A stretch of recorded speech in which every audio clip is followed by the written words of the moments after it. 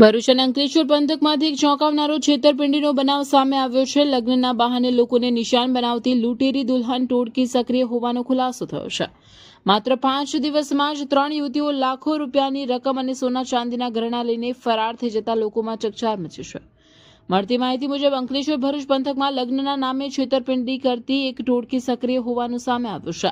આ ટોળકીએ બનાસકાંઠા જિલ્લાના 3 વ્યક્તિઓને નિશાન બનાવ્યા હતા. યુવતીઓ લગ્ન કરવાની વાત કરીને 3 વ્યક્તિઓ સાથે લગ્ન કર્યા, પરંતુ લગ્ન થયા પછી માત્ર 5 દિવસમાં જ 3 યુવતીઓ લાખો રૂપિયાની રોકડ રકમ તેમજ સોના ચાંદીના કિંમતી ગહણા લઈને અચાનક ગાયબ થઈ ગઈ હતી. યુવતીઓના અચાનક ફરાર થઈ જતા પીડિત પરિવારોને છેતરપિંડીનું ભાન થયું હતું. આ બનાવ સામે આવતા વિસ્તારમાં ભારે ચકચાર મચી ગઈ છે. પીડિતોએ સમગ્ર મામલે પોલીસનો સંપર્ક કરી ફરિયાદ નોંધાવવાની પ્રક્રિયા હાથ ધરી છે. હાલ પોલીસ સમગ્ર મામલે તપાસ શરૂ કરી આરોપીઓ સુધી પહોંચવાના પ્રયાસો કરી રહી છે. લગ્નના બહાને કરવામાં આવેલી આ છેતરપિંડીની ઘટના લોકો માટે ચેતવણી રૂપ બની છે. પ્રજાપતિ મુળાભાઈ માલોત્રા ધાનેરા અમે અહીંયા સુરત આયા રમેશભાઈ રાજોડાવાળા પ્રજાપતિના કહેવાથી એક ને 2 થી 3 વાર આયા.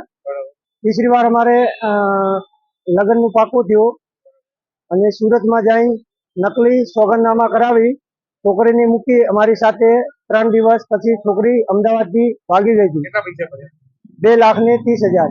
2,30,000 હા,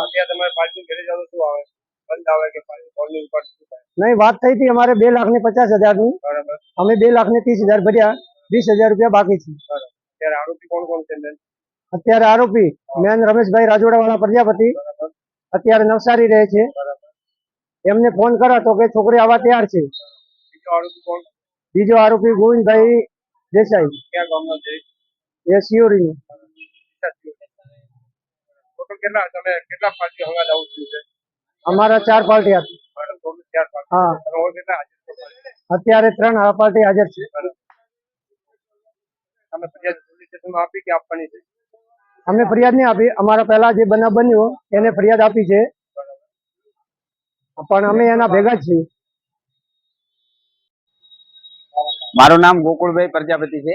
ગોકુળભાઈ જેઠાભાઈ પ્રજાપતિ. ક્યાં ગામના? અમે બનાસકાંઠા જિલ્લાના છીએ, ડીસા ગામના.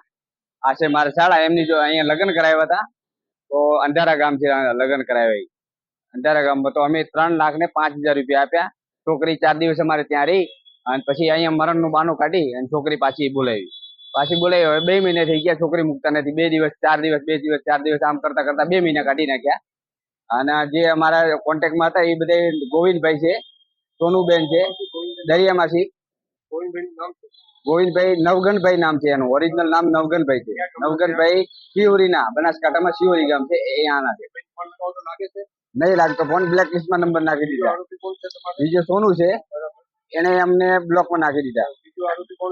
ત્રીજો આપણી દરિયામાસી, એ બધા અંધારાના છે, અંકલેશ્વર અંધારા.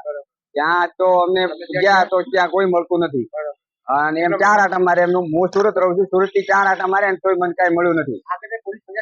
હા, પોલીસ ફરિયાદ કરી, પોલીસ ભરૂચમાં કરી.